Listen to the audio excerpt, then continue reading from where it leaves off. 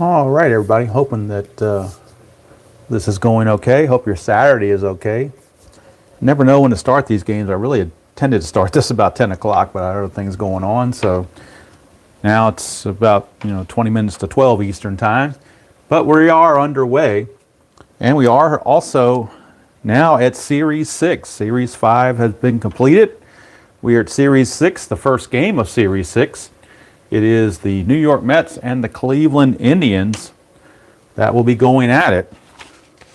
The Mets and the Indians here from Progressive Field. Of course, no ballpark effects, so that's not really ultraly important, I don't guess. But hopefully we are in good shape. Let me check the computer and make sure everything's showing up the way I would like it to. I hope it does. Hello, Jack. How are you doing? Hope you are having a fine Saturday morning, wherever you are. Okay, so let's look at the logistics of this Series 6 that we're starting, game number 1. I'll bring the score sheet in. This is Series 6, Matchup 1, game number 76 out of 270. The replay date is April 30th, 2015. The Mets are in first place at 11-4 after 15 games. The Indians are 2 games back at 9-6. Rest rolls for the Mets. Ruben Tejada and John Mayberry Jr. had to rest, so they are on the bench as rested players. Also, left-handed reliever Alex Torres did pitch 2 innings in relief in his last game, so he is going to be at the back end of the bullpen. He will only come in case of emergency. For the Indians, Jose Ramirez drew a rest roll, as did Jerry Sands, but Jerry Sands was just sent to the minors, so that's not going to be any problem. And Francisco Lindor is just called up, so this will be the first game for Francisco Lindor. Called up Carlos Correa of the Astros a few games back, so now it's time to call up Lindor of the Indians. And hello, Joe. How are you doing? So Lindor is going to get his first shot at it. Starting pitchers for today's game: Carlos Carrasco for the Indians and Bartolo Colon for the Mets. You can't really see it on the score sheet, but I've got little 12s here. 6-12 is their injury roll.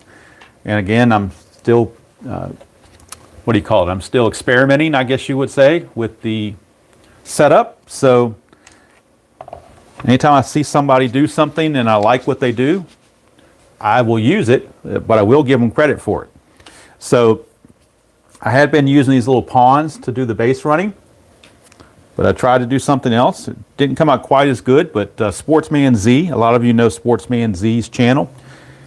When he played, he had these little discs with the team names on them and used those as base runners. So I tried to do that. I don't have the artistic ability of Sportsman Z, but we're going to try it anyway. So when the Mets have base runners, we will have the Met logos on the board. And when Cleveland has base runners, we will have the Indians logo on the board. So that's what I'm going to try. That's my little additional attempt at accoutrements. So got a little pawn here to mark the outs. I did make on Excel, I made what hopefully is a better line score that you can see easier. And I've got it down here where the outs are. I figured the score and the outs kind of go together. So rather than have it up here, I decided to have it down there. Hello, Replay Gamer. How are you? And hello, Mr. Robert, RJL Network. How are you? Robert, I've and Replay Gamer both, I've actually been going back and watching some of your old videos because when I start my 1986 Game of the Week in a couple of weeks, it's going to be over 4 game engines. It's going to be Strat-O-Matic, APA, payoff pitch, and inside pitch. And not that I've forgotten how to play inside pitch and payoff pitch, but I kind of have because I've been playing so much Strat-O-Matic. So APA's pretty easy to pick up. I can pick that up in my sleep, I think. But payoff pitch and inside pitch, I've been watching you guys' videos, both of you, to go back and get some refreshing on that. Of course, I'm going to play some practice games before that comes along, but I did want to at least see some some of it in action just to kind of whet the appetite and refresh my memory and all that good stuff.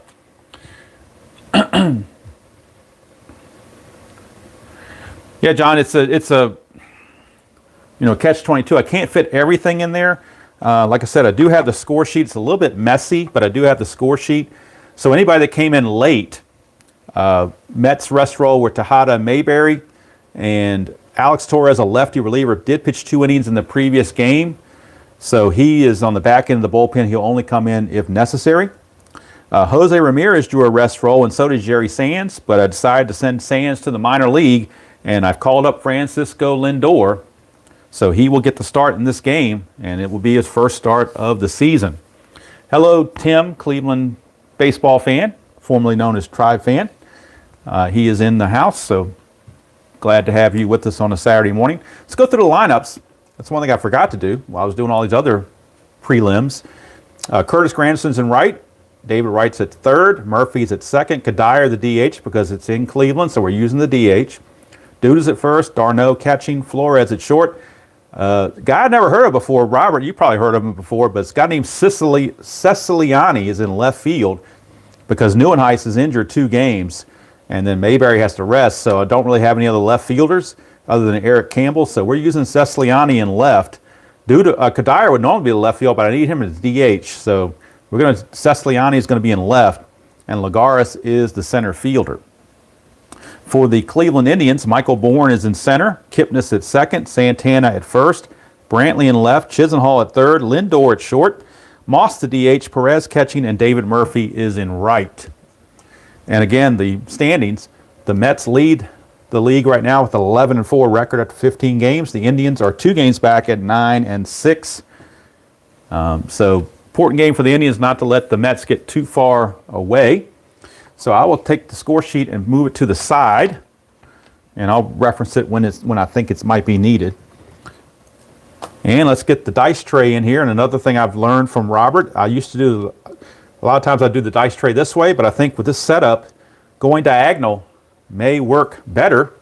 So let's see if I can do that. I might have to raise my little arm here up a little bit to get more of it in the picture.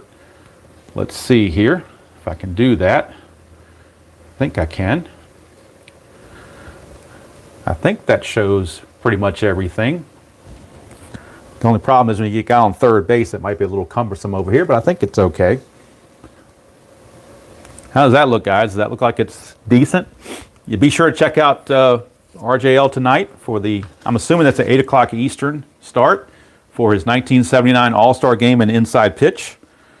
Is that 8 o'clock, Robert, or 7? I'm assuming it's 8 o'clock. And if you haven't noticed,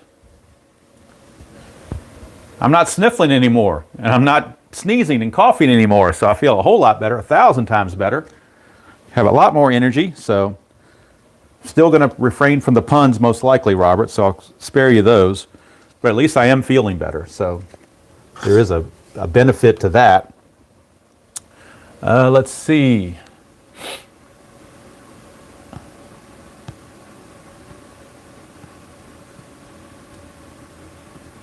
All right. So I think we're okay. Somehow when I went from downstairs to upstairs, I can't find one of my red dice. I had 2 red dice I usually use. So I'm having to use the blue dice today. It's kind of Met colors, even though we're in Cleveland, but what are you going to do? All right, let's look at the bench and bullpen. That's another thing I always like to do before we start a new series. And we'll look at the Mets as the visitors to see who they have available off the bench. 8 p.m. All right, thank you. Eastern time, Eastern Daylight Time, since we're in daylight savings. All right, so obviously Mayberry and Tejada had to rest. They drew the rest rolls, so they're on the bench. Also on the bench is Eric Campbell and backup catcher Anthony Recker. Because with the DH, you got 9 batters and you got 4 off the bench to make your 13 position players to go with your 12 pitchers. So 12 pitchers, it means you got 5 starters and 7 relievers. So 7 relievers, we got 2 lefties, Sean Gilmartin, and of course Alex Torres. Like I said, he pitched 2 innings yesterday in the April 29th game, last game that they played against the Giants. And so he will be at the back end of the bullpen. He will only come in if I run out of pitchers. The right-handers, Carlos Torres, Eric Goodell, Logan Verrett, Hansel Robles, and the closer, Jeurys Familia. Familia does lead the league with 5 saves right now.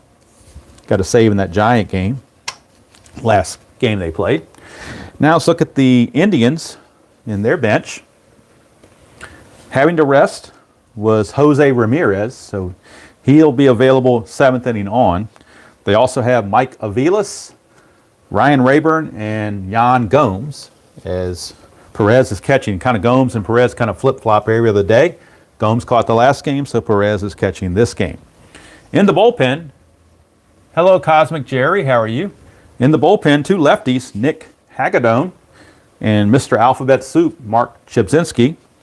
Right-handers are Ryan Webb, Zach McAllister, Austin Adams, Brian Shaw, and the closer, Cody Allen. So now you know who I have available at my disposal off the bench and bullpen. So if you don't see somebody used and you wonder where they're at, it's because they're not on the roster right now. Okay. Watching from work. Working on a Saturday. Interesting, Robert. Well, I'm glad you're able to do that.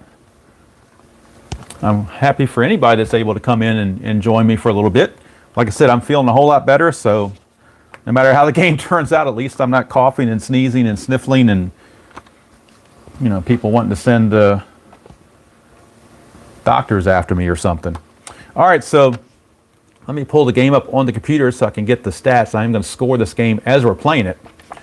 Carlos Carrasco is the starter for the Indians. On the replay, he's 2-1 with a 4.41 ERA, 16 innings pitched, 12 hits, 3 walks, 17 strikeouts, and 1 home run allowed.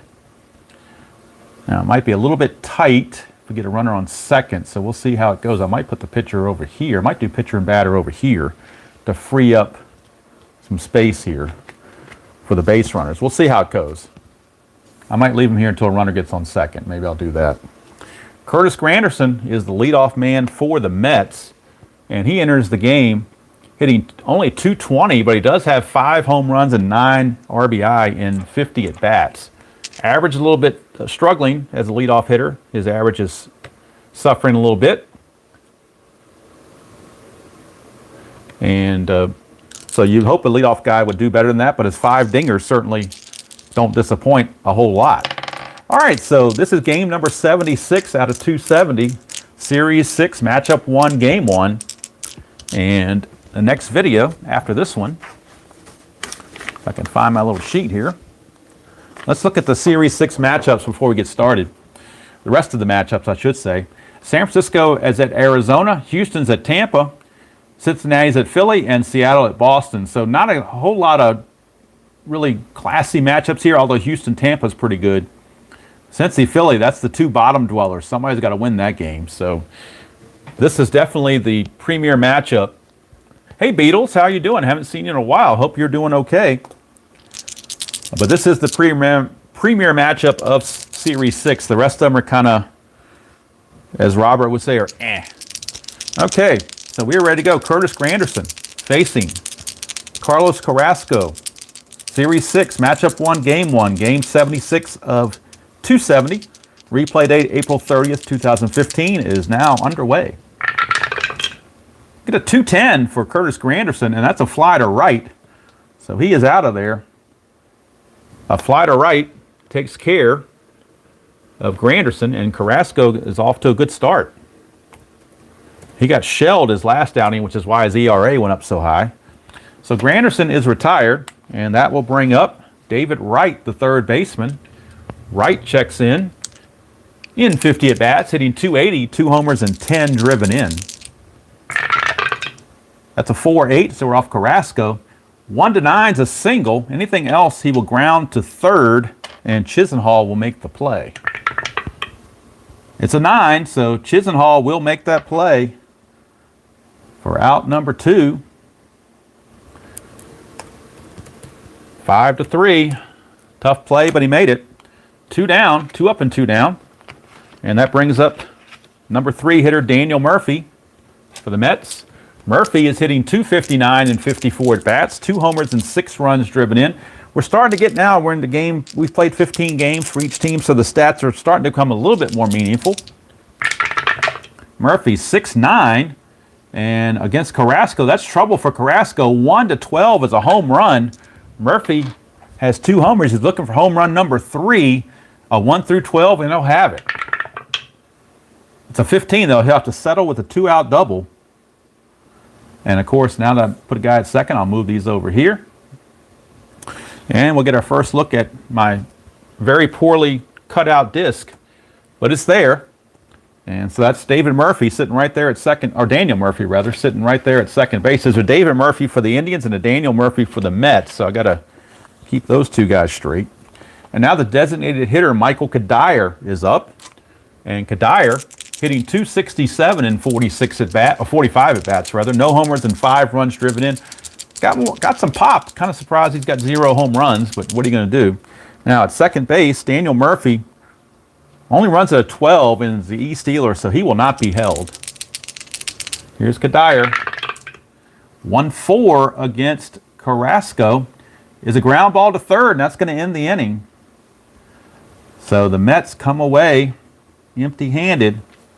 Despite the 2-out double by Murphy, it all goes for naught. At the end of a half an inning of play, it's the Mets nothing, and the Indians coming to bat.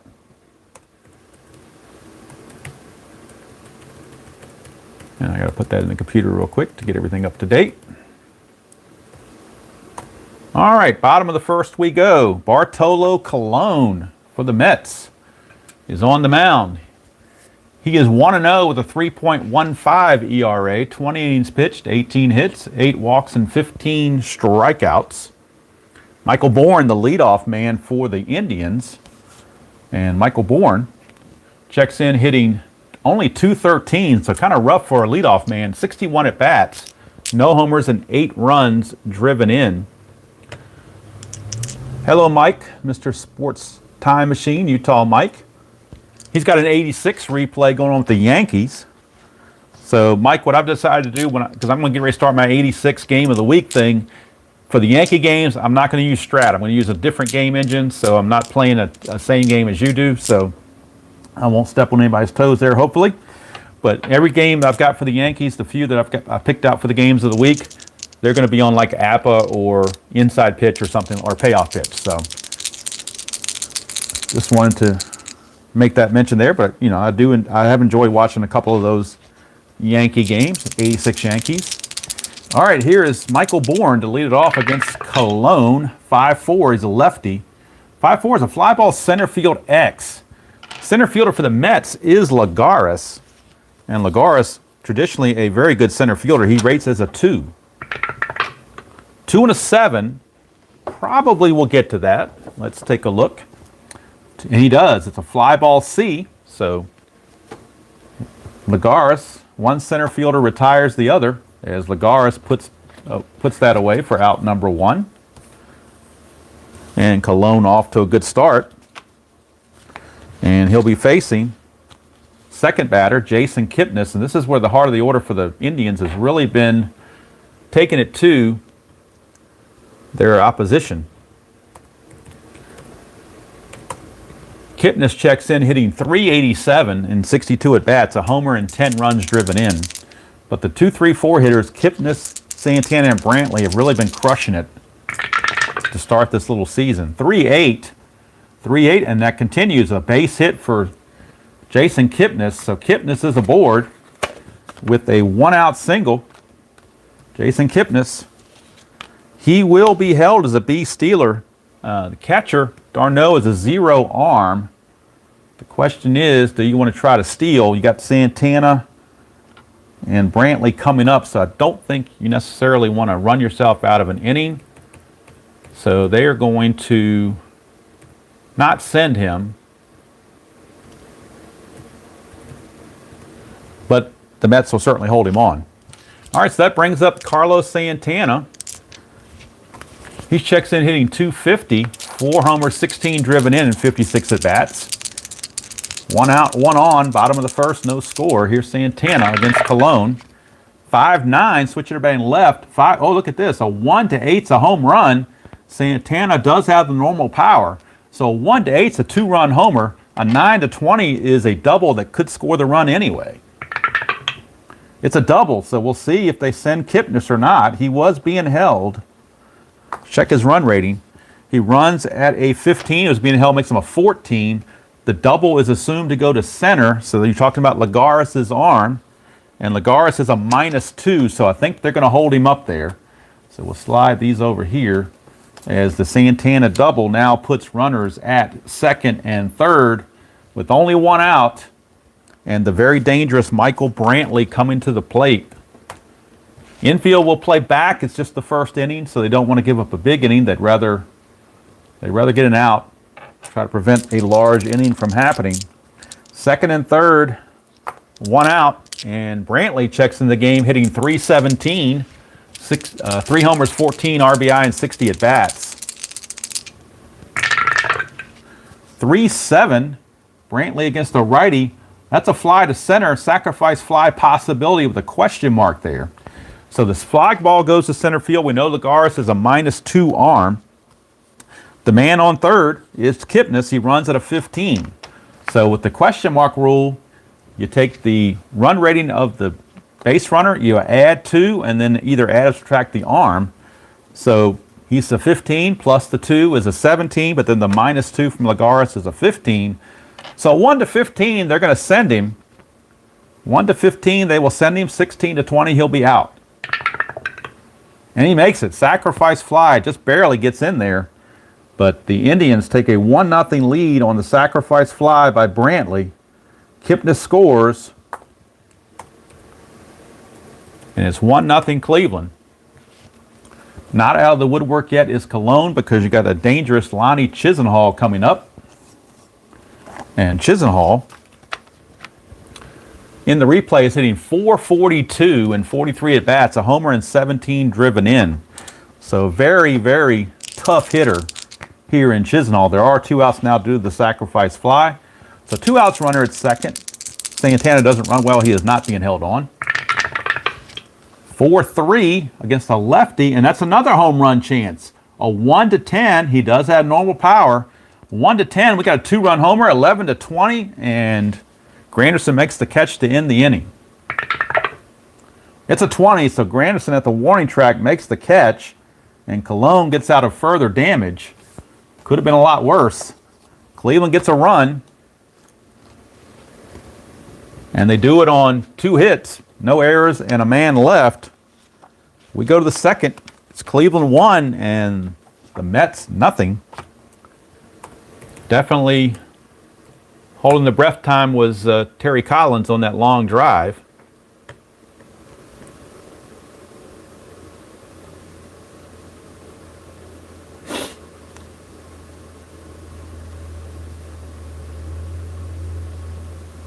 All right, let's go to the top of the second. Carrasco back out. Will be facing Lucas Duda. And on the replay, Duda is very much a struggling hitter. And the Mets may want to consider, well, they've already moved him out of the leadoff, out of the cleanup spot, drop him down to 5th, but they might drop him lower. He's hitting a .113 and 53 at-bats, only 1 homer and 4 runs driven in. So despite that, they're 11-4, even with Duda struggling. So you figure he's got to turn it around at some point. 6-3, maybe not this time. Ground ball pitcher X, he's a 3. Can't make an error, but he is a 3. So Carrasco, unless this goes to his range check, he's going to make the play because he cannot make an error. 3-7 for a pitcher does not go to a range check, it goes to an error check. And since he's an E0, he cannot make an error. So Carrasco will make the play. 1 down. And Duda continues to struggle. Brings up the catcher, Travis d'Arnaud. And d'Arnaud enters the game, hitting .370 in just 27 at-bats, 2 homers and 3 driven in. He was injured for a couple of games, so they had Plawecki and they had Recker catching quite a bit, but d'Arnaud is back. Seeing what he can do. 6-7, and he's going to strike out. That's what he did. That's out number 2. So d'Arnaud is gone. And that brings up the shortstop, Wilmer Flores. And Flores checks in at 220 and 50 at-bats. 3 homers and 7 driven in. That's a 310. 310 is a fly to right, and that's going to end the inning. So a quick 1-2-3 inning turned in by Carrasco. And the Mets go very quietly here in the top of the second. Go to the bottom of the second, it's 1-0 Cleveland. And Colon will now have to face the newly called up Francisco Lindor. This is his first plate appearance of the season. On the 2015 season, he in 390 at-bats, he hit .313 with 12 home runs. So Francisco Lindor gets a big round of applause from the Progressive Field crowd as he checks in. Obviously, he got no average because he hasn't played yet. So here is Lindor against Colon. 5'7", Lindor's a switch hitter batting left, and he's going to get a base hit. So how about that? Francisco Lindor gets the single to start his 2015 season. He's a B stealer, so there's a chance he might try to run. d'Arnaud is a 0. That's what I did when I had Correa and called him up. He got on base, and I tried to steal and got caught stealing. But we're going to try it. Lindor is a B stealer. Starts as a 13. You lose 3 for being held, makes him a 10. d'Arnaud's a 0. 1 to 10, he will make it. And he's caught stealing, so he's wiped off the board. And Lindor goes to the same fate that Correa had, getting caught stealing. So the good and the bad, he singles, but then he's caught stealing. And that's going to go in the books as a 2-6 because Moss at bat was a left-handed batter, so the shortstop is covering. Flores puts on the tag. There's 1 away. And that brings up Brandon Moss with the bases clear.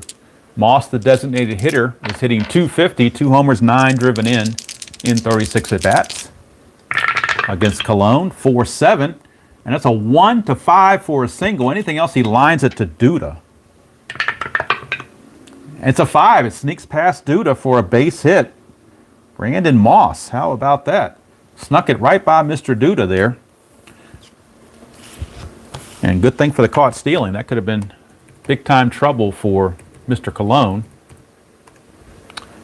Coming up now is the catcher, Roberto Perez.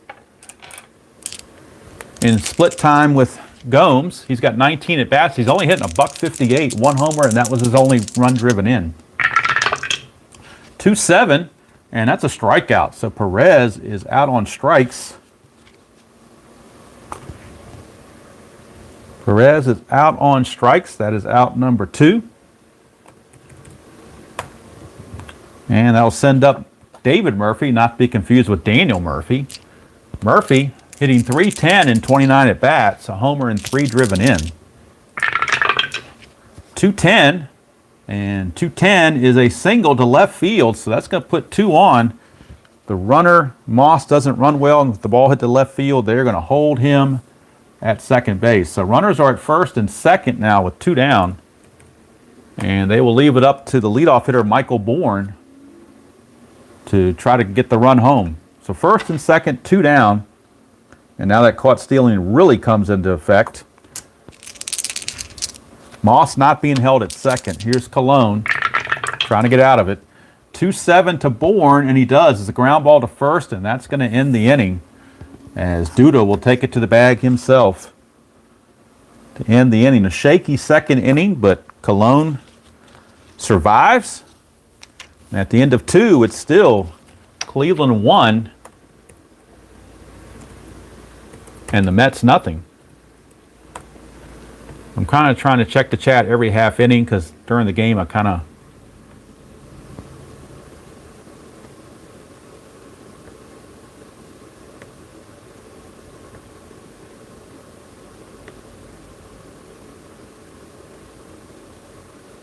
Alrighty. Robert, did they use a C logo from 2004? I wasn't aware of that. I thought they used this logo. If they did, I'll cut out some C logos. I thought they were still using this logo back then. I probably should have researched it better than that, but 213, okay. Apologize for that. I don't have a C logo, so for this game I'll have to use this. Next time they're on, I'll have some C logos out. I was thinking these were for, were being used in that time period, but I stand corrected. I'll keep these for the 86, because I think the Indians do appear at least one time on the Game of the Week in 86, so maybe I'll save those for that. But anyway, go to the third. Top of the third, Carrasco back out, and he'll be facing a guy I can honestly say I've never heard of this guy. I'm sure Robert is an expert on him, being a Met fan. But Daryl Ceciliani, I guess is how you pronounce it. Ceciliani. He had 68 at-bats in 2015, hitting .206, a homer, and 3 driven in. He got called up in the previous game, so right now he's 0 for 3 on the season. So he's looking to improve himself. About the same as Neuenhuis, though. Neuenhuis wasn't hitting either, so kind of a weak spot there in left. 4-6 against Carrasco to strike him out. So Ceciliani will grab some bench, as they say. So Ceciliani is gone.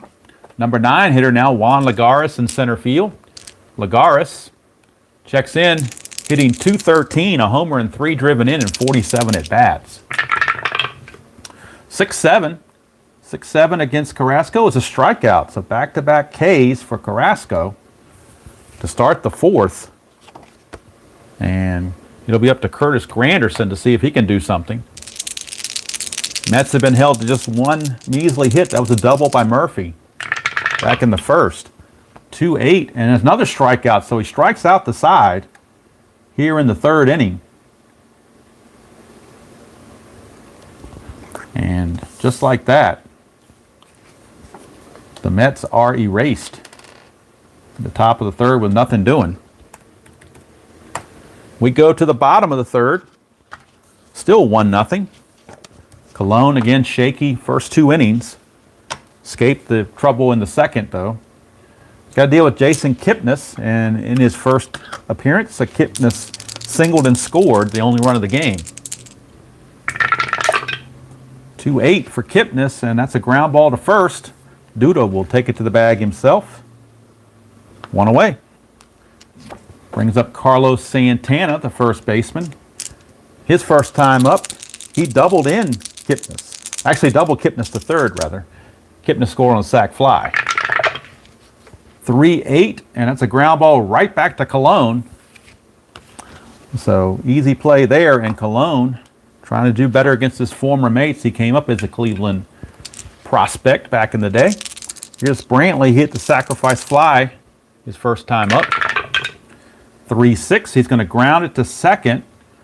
Easy play there for Murphy. It's a 1-2-3 inning here in the third for Colon. Much better situation for him and the Mets. After 3 completed, still Cleveland 1 and New York nothing. So let me go and put these in the computer. Ground out to first, ground out to the pitcher, and a ground out to second. So 3 easy ground outs to start the 4th inning. Mets looking for some offense. It's been kind of dormant.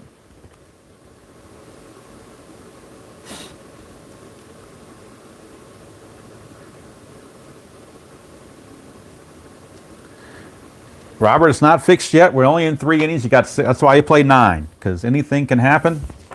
And the Mets do have a potent offense. And they're in the heart of the order right now with Wright, Murphy, and Kadire. That's the heart of their order. So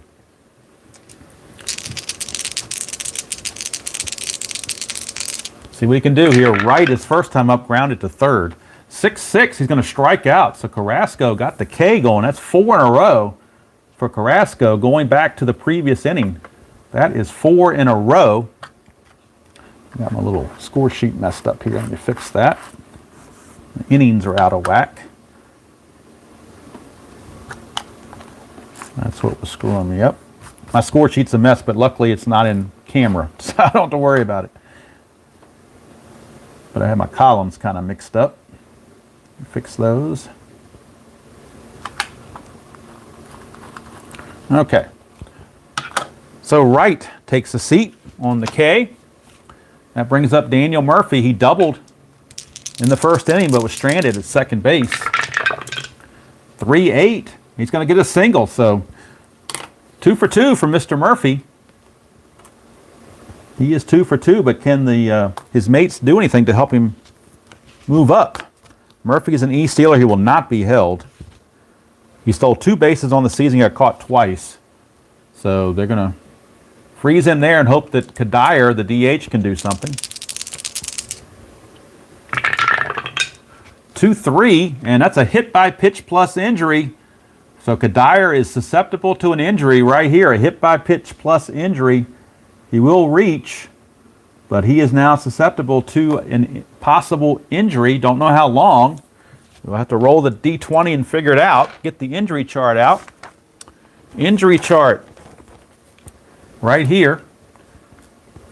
So 1 through 4, he is okay to stay in the game. 5 to 6, he will just miss this game, the remainder of this game. 7 or more, he's going to miss some time. Let's see what happens on the D20. That's a 7, so he's going to miss this game plus 1 more. So Kadir will have to leave, and they'll need a new DH for the Mets. So let's look at their bench and see who's going to be the DH. They don't have a very good bench, to be quite honest with you. But now, with the hit by pitch, you've got runners at first and second, and only 1 out. So let's see who they got on the bench.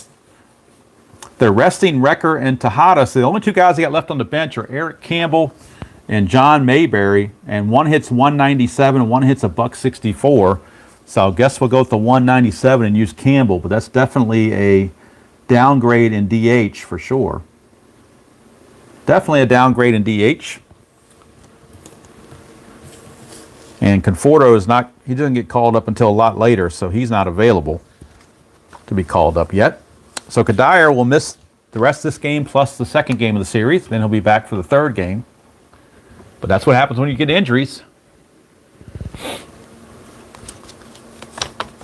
And now Lucas Duda is up. So Duda is up with runners at first and second and 1 out. Nobody's being held on. Carrasco trying to settle down after that single and hit by pitch. It's a 1-5 for Duda, and that's trouble. 1 to 16, and we got a 3-run homer for Lucas Duda. His name is Duda, and he lives on the second floor, and he might be living in the penthouse coming up here very shortly.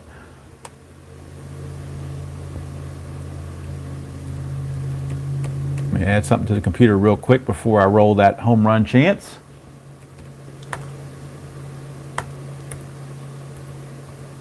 So Duda has 1 home run and with 4 driven in so far, but he's got a chance right here to get the job done. 1 to 16 will do it. It's a 14. It is gone. Lucas Duda, a 3-run shot for the Mets. They grab a 3-1 lead. A 3-run home run. Carrasco was cruising until this. Lucas Duda made him pay. Maybe some retribution for hitting his teammate, but it's a 3-run shot. Mets lead it now 3-1, and the Progressive Field crowd is in a hush as Lucas Duda puts up the finger to his mouth and says, shh, shh. So it's 3-1, and here's Travis d'Arnaud. 1-4 for d'Arnaud, ground ball to third, 2 down. And now Robert has retracted his rigged statement, I'm sure. Here is Wilmer Flores, or maybe he hasn't. I don't know. He's going to wait and see what happens at the end, I suppose. Flores, 2-6, and that's a ground ball to short. Lindor is there, and the inning's over. So a big outcome there for the Mets, the 3-run homer by Duda. And we go to the bottom of the 4th. Mets now lead it 3-1. 3-1 game, and now Bartolo Colon has been given some runs to work with. See if he can hold the fort. Going to be facing Lonnie Chisenhall, one of the league's leading hitters in this replay. Chisenhall, however, flew to right his first chance. 5-7 against Colon. That's a single, though, so Chisenhall picking up where he left off with a base hit. Chisenhall with the single to start things off. And that'll bring up Francisco Lindor. Singled his first trip, but then was caught stealing. Chisenhall is a C stealer. He will be held, but they won't think about sending him. 111 for Lindor. That's a single to left field. With it going to left field, they will hold the runner at second base. So they got runners at first and second, and back comes Cleveland, trying to rebound from that shock of the home run, but they've got 2 on and nobody out. And the DH, Brandon Moss, is your batter against Cologne. Cologne's got to bear down here. Mets looking to turn 2. 5-9, and they won't do it. 5-9's a 1-8 home run chance for the Indians for Brandon Moss, who does have normal power. So 1-8 is a 3-run homer, 9-20, and it's a double. And kaboom, as Robert says, a 3-run shot deserves another, and Brandon Moss just takes Cologne deep. A 3-run homer to match the 3-run homer by Duda. And the fix is in, according to Robert. Again, the fix is really in. It was just a lull in false sense of security. That is the 3rd home run and 12th run driven in for Brandon Moss. The Mets now trail 4-3, as the 4th inning has been profitable for both teams. And Cologne's got to shake that off. Moss with the 3-run bomb. And here's Roberto Perez. Perez struck out his first chance. 5-9 against a righty.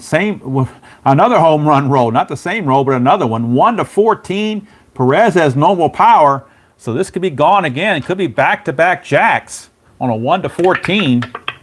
It's a 17, so it's just a double. You say just, but it is a double. But it keeps the score where it is. But Perez with that double, he doesn't run well. He will not be held on. But there's still nobody out. That's the problem for the Mets. And now that brings up David Murphy, right fielder.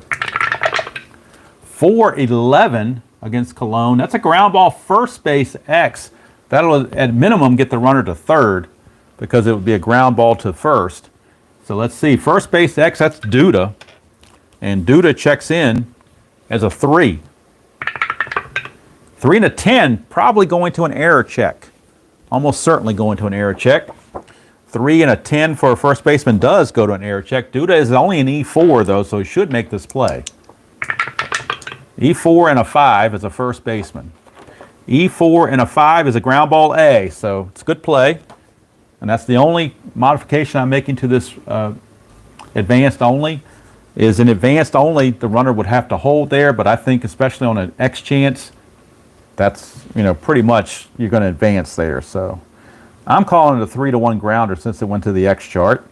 Perez goes to third base. And now the infield's going to have to come in. They don't want another cheap run happening here. So they're going to bring the infield in with 1 out. Try to keep the score at 4-3 and not give up another run if they can help it. Michael Bourne, the batter. Cologne, 5-9. Boy, that's the same roll he had earlier. That 5-9 roll is getting to him. 1-8 for a home run for Bourne, but he does have weak power, so the best he can do is a single on a 1-8. 9-20 is a double. It's a double for Michael Bourne, and I made the mistake of writing this in ink when I shouldn't have. Shouldn't write the score in until the inning's over, huh? That's what I get for doing that.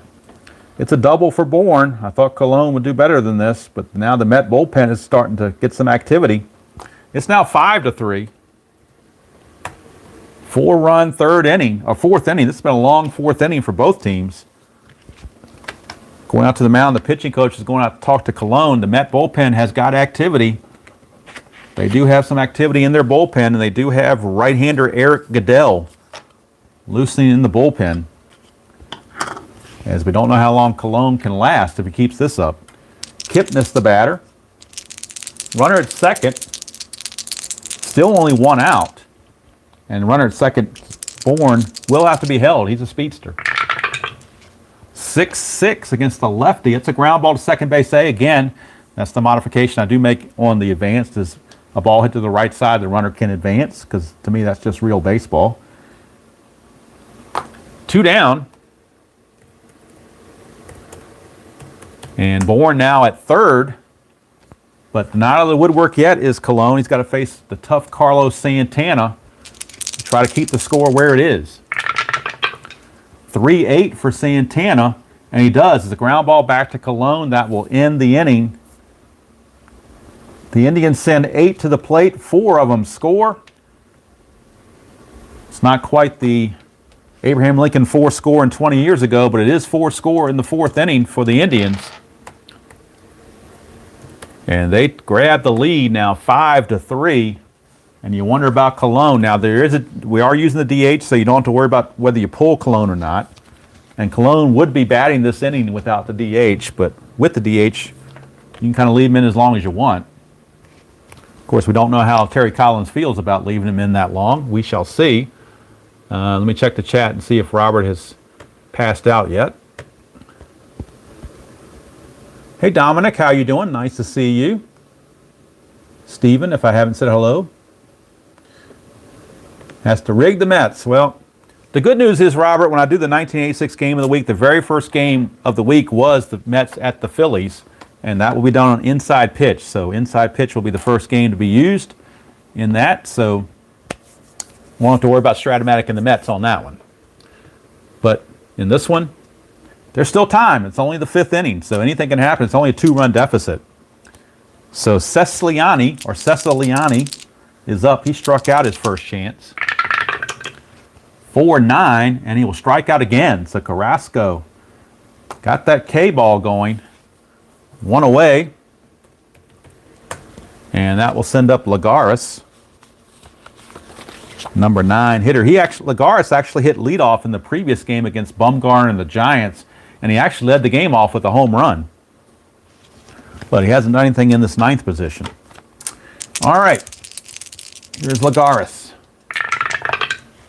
4-10 against Carrasco. That's a ground ball to short. No ballpark effect, so the diamond or the little triangle thing has no effect there because we're not doing super advanced. So there's 2 down.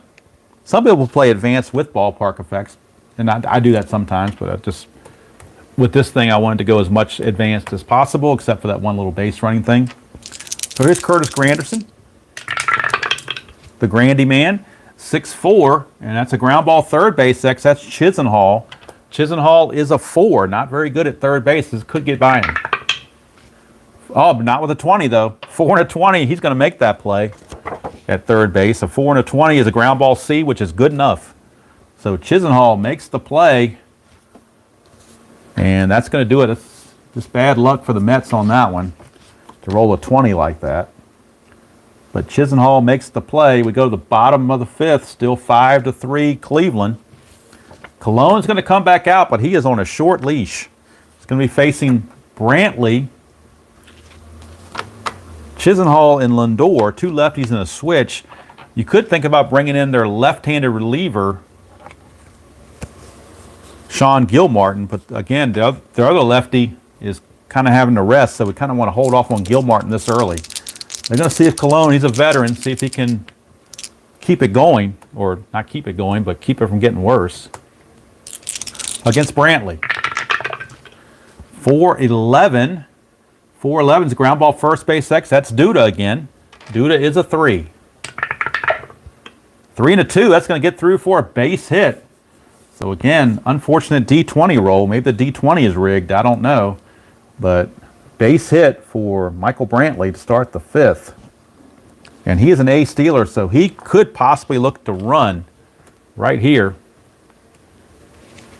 He runs as an A, which starts as a 15.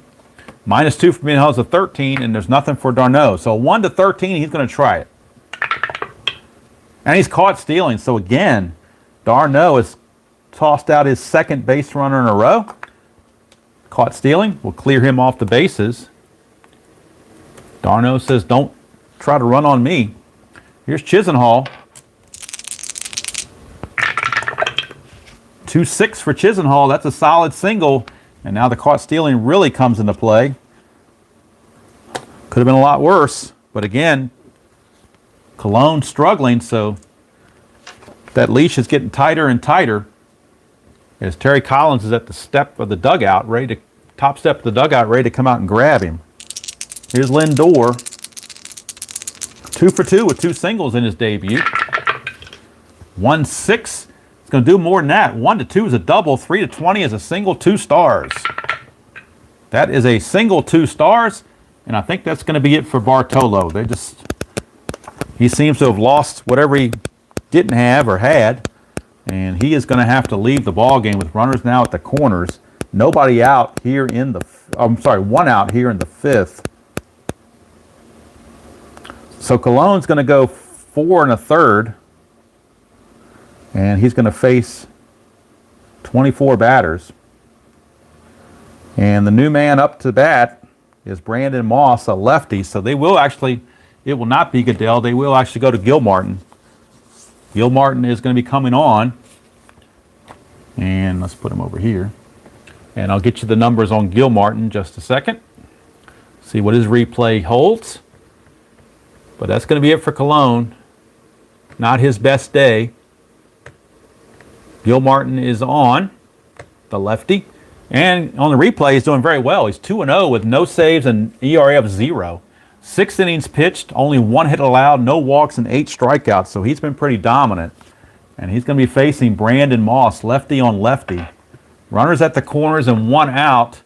Moss is 2 for 2 in this game. He's had a single and a 3-run homer. Does have some ground ball A's on his chart. There are no pluses. I'm sorry, a 1-7 is his only plus to get it through the infield. So they're playing the infield in. They're going to play the infield in, try to cut that runoff. 5-10. 5-10 is a shortstop X. So that's Flores. Flores at shortstop is a 4, unfortunately, for them. But an 18 might help. Let's see. 4 and an 18. At shortstop, a 4 and an 18 is a ground ball B.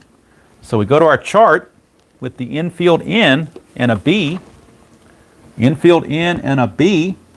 It says the batter is safe, runner on third is out. So they go home to get the runner at third. Everybody else moves up, so it's a fielder's choice. That's going to go 6-2 as Chisenhall is gunned down at the plate for out number 2. So runners at first and second, so playing the infield in saved them a run. But they're still not out of the woodwork yet. They still have to get that third out, and that's Roberto Perez. He is the third out possibility that Gil Martin is looking for. That's a 4-7 against a righty. It's a fly to center, so Gil Martin did it. Gil Martin pitches out of the jam and keeps the score right where it is. Keeps it at a 5-3 ball game. Sean Gil Martin.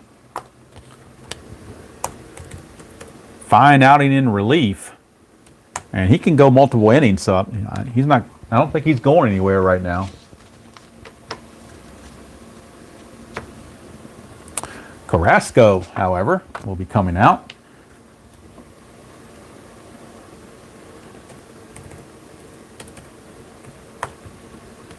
In a 5-3 game, we go to the 6th here in Progressive Field. Check comments because I've been late on those. Hey Arnold, how are you doing? I'm not sure if I've seen you before, or maybe I have. There's so many people, my memory is not the greatest. But welcome aboard, glad to have you. We are in now the top of the 6th, the 5-3 game. Carrasco, this is his point of weakness inning, so we'll have to keep an eye on Carrasco. He's going to be facing David Wright to lead things off. Be Wright, Murphy, and Kadire. Oh, actually Campbell, because Kadire got hurt, don't forget. So it'll be Campbell that actually comes up to bat third this inning, but right now it's David Wright. Wright's 0 for 2, grounded to third and struck out. 5-5, and he's going to strike out again. So Carrasco, yet another strikeout to start the 6th. And that brings up Daniel Murphy. Murphy steps to the plate. He doubled in the 1st and singled in the 4th. So he's 2 for 2, looking to keep the hot streak going. He has raised his average to 286 with those 2 hits. 1-5, but this time he flies to right and put away out there by Murphy. So one Murphy retires the other, and it's 2 down. Base is clear for the new DH, Eric Campbell, because of the Kadire injury. Campbell, I forgot to give you his numbers. He is hitting... oh, hold on. I didn't change Kadire out on the computer. Let me do that. Make sure I don't screw up the numbers here. So Campbell is on. Campbell is hitting a .143 and 14 at bats. 3-5 for Campbell. 1-9 is a double. So chance to get a big base hit here. 10-20. He flies to left field to end the inning, which he does. So he flies to left field. Brantley puts it away. It's a 1-2-3 inning for Carrasco. So he has nothing against his point of weakness. He can come back and pitch the 7th. We go to the bottom of the 6th. Gilmartin going to come back out to face Cleveland. And he'll be facing David Murphy, lefty on lefty matchup. David Murphy, 1 for 2, a single and a grounder to first base. 3-2 against a lefty is a walk. So how about that? A leadoff walk for Murphy. He draws the leadoff walk. And he's an E-stealer. He will not be held, not go anywhere, that sort of stuff. And Michael Bourne, the batter. Bourne doubled his last time up. Was stranded at third base, though. 1-9, lefty on lefty, is a strikeout. So big strikeout there for Gilmartin as he gets the K. 1 away. Right-handed activity is in the Met bullpen in case we get a tough righty to come up. They do have, again, Eric Adell loosening in the bullpen. All right, so 1 away, and that brings up another lefty-on-lefty matchup with Jason Kipnis. That's a 2-9. Kipnis against the left-handers. A ground ball second base C, so that will move the runner up on the C, but now there are 2 outs. Murphy does take second base, but now there are 2 outs. And it's all up to Carlos Santana, switch hitter. Will turn around and bat right-handed for the first time. Santana, 1 for 3, doubled in the first and grounded to the pitcher twice. Next 2 times up. 6-9 for Gilmartin against a righty. 1-7 is a single, but it's only 1 star. 8-20, and David Wright will snag it. That's a 2, so it's going to get through for a base hit. But again, only 1 star, so the run does not score. And now you got lefty on lefty with Michael Brantley, but runners are on the corners with 2 down. And the tough Michael Brantley up to the plate. Even though it's lefty on lefty, he's still a tough out. 1-4. That's a ground ball to first. That's going to end the inning as Duda puts it away and keeps Mr. Gilmartin keeps Cleveland off the board. That's going to be it for Gilmartin. He's going to go an inning and 2/3, and he will end up facing 1, 2, 3, 4, 5, 6, 7 batters. So we go to the 7th inning. Score still what it was at 5-3. That's going to be all for Gilmartin. Now Carrasco did nothing against this point of weakness, so he's definitely good to come back to start this 7th inning. And that'll bring up Lucas Duda to start things off here in the top of the 7th. Let me check something real quick.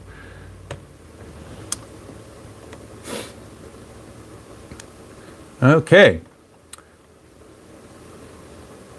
We are ready to go for the top of the 7th. It'll be Duda, d'Arnaud, and Flores due up. Now, Duda did hit the 3-run homer his last time up, which at the time in the 4th inning put the Mets ahead 3-1 before Moss did his thing with a 3-run homer in the same inning.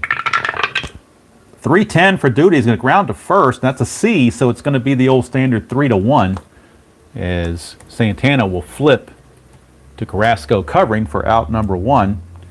And that's going to bring up the catcher, Travis d'Arnaud. Darno is 0 for 2. He struck out in the third. I'm sorry, struck out in the second and grounded to third in the fourth. So he's 0 for 2. Looking to get something started. 2-11. That's just a fly to left. If super advanced, he'd have a chance at a home run, but not in advanced. It's just a fly to left. And I do miss the super advanced, but I said from the beginning I was going to play it this way, so I'm going to stick it out. Wilmer Flores, batter. He's 0 for 2. Flew to right and grounded to short. 5-3 against Carrasco. That is a fly ball right field X. Right fielder is Murphy. He's a 3. 3-17. I do believe that's going to be a good enough catch. 3-17 for a right fielder is a fly ball A. That's going to end the inning. Good enough. That's going to do it. Carrasco, 7 shutout frames, or not shutout frames, but 7 frames, and he has nothing against his point of weakness. So he's still good to go to continue. So we go to the 7th inning stretch, and it is still 5-3. Favor of Cleveland. Now we need a new pitcher for the Mets. Let's see who that's going to be. I think I said it's going to be Goodell. I think that hasn't changed. Nope, Eric Goodell is going to be your new pitcher for the Mets. So we'll bring Mr. Goodell on. And on the replay, Goodell is 0-1 with a 3.86 ERA, 2 innings pitched, 4 hits, no walks, 3 strikeouts. So he's only had 2 innings so far, so not a whole lot of sample size to judge him on. Lonnie Chisenhall will lead it off for Cleveland. We get a 4-7 against the lefty. That's a fly to center. So Chisenhall is retired. And that'll bring up Lindor. He is 3 for 3 in his debut. 3 for 3 in his debut, and looking to get a 4th hit. 1-3. No, he strikes out this time. So Lindor, they say welcome to the big leagues right there with a strikeout. 2 down, and that brings up Brandon Moss. 2-4 for Moss. Whoops, didn't put his card out there. 2-4, and it's a strikeout again. So Goodell pitches a 1-2-3 inning for the Mets. And we go to the 8th. It's still 5-3 Cleveland. And Carrasco's back out again. The bullpen is loosening for the Indians. They do have left-hander Hagedorn in the bullpen, as well as right-hander Brian Shaw. So they got double-barrel action in the bullpen. It'll be Siciliani to lead off the 8th. 4-5. Now the rested players can come back, but Tejada and Mayberry aren't any prize, so they're going to leave them on the bench. 4-5 against Carrasco. That's a strikeout with a dot, but he's not tired, so the strikeout will stand here to start the 8th, as he is not anywhere near his point of weakness. So there's one away, and that's going to bring up Lagares. That's a 3-11, and that is a ground ball to third. Easy play for Chisenhall. 2 up and 2 down. And now it's up to Curtis Granderson to keep it going, if they can. 5-7 against Carrasco. That's a ground ball to first, and that's going to end the inning. So a 1-2-3 inning for Carrasco. I think they may cap him here and bring in their closer for the 9th. We shall see. But right now, he is solidly getting the job done. They're going to cap him at 8 innings. He faces 28 batters, and he leads with a 5-3 lead. So he will exit, and they will turn to their closer in the 9th, that being Cody Allen. So Cody Allen is loosening the bullpen. He would come in the 9th. Goodell is going to come back out and pitch the 8th. He went 1-2-3 in the 7th, so there's no reason to take him out. See what he can do. He'll be facing Perez, Murphy, and Bourne. Start the bottom of the 8th. 4-7 against Goodell. That's a fly to center, 1 away. So the Met bullpen doing very well. Maybe should have pulled Cologne earlier. I don't know, but here's a wrong stack. My bad. It's Murphy. Murphy, the number 9 hitter, is up. 2-6 for Murphy. That's a single. So Murphy, a 1-out single. And as soon as I say the Met bullpen is doing well, they give up a single. But that can happen. Top of the order now for Bourne. They've already used Gilmartin, and like I said, Torres pitched 2 innings. The other lefty pitched 2 innings in the last game, so he's really unavailable. So they're going to try to stick it out with Goodell. 2-5 for Bourne. That's a walk. So now things are getting a little bit dicey for Goodell. And the Mets may need to go to the bullpen to try to get out of the inning. Because now you have 2 on and only 1 out. 2 on and 1 out, and I think the Mets are making the motion to the bullpen with Jason Kipnis coming up. You really like a lefty in there, but really don't have any choice. They're going to go to a right-hander. And it's going to be Hansel Robles. So Hansel Robles will be coming on to try to get out of this mess. Hansel Robles, and on the replay, Robles is 1-1 with a 2.84 ERA, 6 innings pitched, 5 hits, 4 walks, 7 strikeouts, so not bad at all. Goodell ends up going 1 2/3 innings, facing 6 batters. All right, so with 1 out, actually goes 1 1/3 inning, not 1 2/3. It's only 1 out. 1 out, 2 on, Robles to Kipnis. 5-9, and that is a ground ball shortstop X. That was, again, Flores is a 4. That could be problematic. 4 and a 10 is going to go to his error check, so he might catch a break. But he's an E25, so that's not really going to help him either, I don't think. E25 and an 8. E25 and an 8 is a ground ball A, so we got a break. How about that? 6-4-3 double play wipes out the inning. So how about that? Robles throws 1 pitch and gets 2 outs on the double play turned by Flores.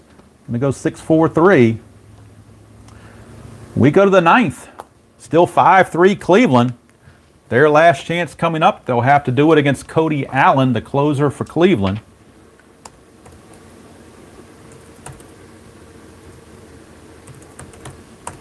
So Cody Allen will be coming on, and we'll check the numbers for Allen in the replay. Cody Allen is 0-0 with 2 saves, an ERA of 6. He's only pitched 3 innings. Cleveland's either lost games or won big, so they haven't really had to use him much. 3 innings pitched, 3 hits, 3 walks, and 4 strikeouts. So it's not automatic by any means, and we'll see what happens. But right now, top of the 9th we go. Last chance for the Mets. It'll be the heart of the order, Wright, Murphy, and unfortunately Campbell. So we'll see. I don't know if they have anybody on the bench that's better that they can use, because the bench is just pretty weak for the Mets right now. Yeah, they don't really have anybody, to be honest with you. So we may have to stick with Campbell. We'll see. Right now, it is David Wright against Cody Allen.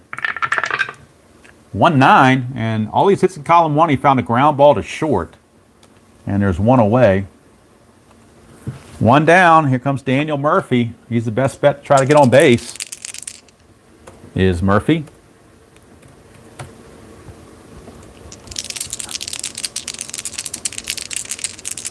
Murphy. 2 for 3, double and a single. 110, but this time he grounds to third. Chisenhall is there, 2 down. And Cody Allen, 1 out away from save number 3. The scheduled batter is Campbell, but he's being called back. They're going to go to somebody else with a better average. I think it's going to be Anthony Recker or Ruben. Actually, it's going to be Ruben Tejada. Tejada hit 261 on the 15 season. So Ruben Tejada will pinch hit. And if it somehow goes extra innings, he will stay in as the DH. So Ruben Tejada will hit for Campbell. And on the replay, Tejada is hitting 172 and 29 at bats. So The hope is not good, but they're going to try it. They got desperate times call for desperate measures. Cody Allen to Tejada, 3-6. That's a walk. So Tejada draws the walk. It does bring the tying run to the plate. What? Did you think there'd be a 1-2-3 inning in the Strat-O-Matic Demolition League? As Robert would say. But he would say RJL Network instead. But you get the drift. But anyway, Lucas Duda is up, and Duda has a chance now. He is the tying run, and he does have some pop, as noticed by his 3-run homer he hit back in the 4th inning. So this game far from over. Lucas Duda, 2 outs, tying run at the plate. 4-9, and that's another walk. So back-to-back walks issued by Cody Allen. And what looked like to be an easy save opportunity all of a sudden is starting to maybe slip away from him. Travis d'Arnaud is your batter. And he can certainly rake, although he is 0 for 3 in this game. But he has an excellent average. In real life, he hit 268 with 12 home runs. So one swing of the bat and the Mets could take the lead all of a sudden. 1-6, but they won't. It's a fly to center, and that's your ball game. So Cody Allen made it interesting in the 9th, but couldn't quite close it, or couldn't quite give it away. And it's a 5-3 ball game in favor of the Indians. And they do improve now with that victory. Cleveland improves to 10-6. The Mets drop to 11-5. Cleveland now only 1 game back of the Mets for the lead. And we'll do the totals real quick once I get the computer all set up. And we'll figure out all the totals. Player of the game, I think, well, you can give it to Moss if you want, but Carrasco did pretty well as well. Gave a 3-run homer to Duda in the 4th, but that was about it. He kind of shut the Mets down otherwise. Mets only had 3 hits in the game. 3 runs, 3 hits, no errors. They left on only 3. So it could have been a lot worse. Cleveland with 5 runs, 15 hits, and no errors. And they left 9 on. Winning pitcher, of course, was Carrasco. Carrasco improves to 3-1. Cody Allen with the save, his 3rd. And the loser was Colon. He is now 1-1. He takes the loss. He is 1-1. So I'll bring the very messy score sheet out. I'll give you the totals. Cleveland wins it 5-3. 5 runs, 15 hits, no errors, and 9 left for the Indians. 3 runs, 3 hits, no errors, and 3 left for the Mets. Indians improved to 10-6. Mets dropped to 11-5. And like I said, the next game in the Demolition League, next video I should say, will be San Francisco at Arizona. And I'm not sure when I'm going to post that, but I'll record it today and post it at some point. Robert, I will, the check's in the mail. How about that? All right, so I need to get going. I got some things I got to do before the wife gets home, so there's your ball game. Again, final score 5-3 Cleveland. 3-run homer by Brandon Moss in the 4th counteracted the 3-run homer by Duda in the 4th. Gave the Indians the 5-3 lead, which they did not relinquish. Carrasco shut the Mets down through the next 4 innings. And then Cody Allen, a very shaky save, but he got the save nevertheless. Might got a shave too. But he got the save nevertheless. So that's going to do it from here. I appreciate all you guys for tuning in, spending part of your Saturday morning / afternoon with me. Don't forget the 1986 Game of the Week season will start up in a couple of weeks. I believe April 9th or something like that. I don't know the exact date, but it's about 2 weeks away. And these videos, that will be the live stream on the channel, will be the Game of the Week. And these videos will move over to the record and upload section. So that's good from here. Don't forget to check in with RJL Network tonight at 8 o'clock for the 1979 Inside Pitch All-Star Game, as he will be presenting that. And All-Star games are always kind of fun, particularly on Inside Pitch, because you get all the different colored cards, and it really gives you that kind of a feel for the different colors. Arnold Hunter, thank you. If I forgot to mention you, I apologize for that. I appreciate you joining me. All right, so that's going to do it from here. Saw some names I haven't seen in a while. Beatles is a name I haven't seen in a while. So glad to see some of you guys are still doing well, at least hopefully doing well.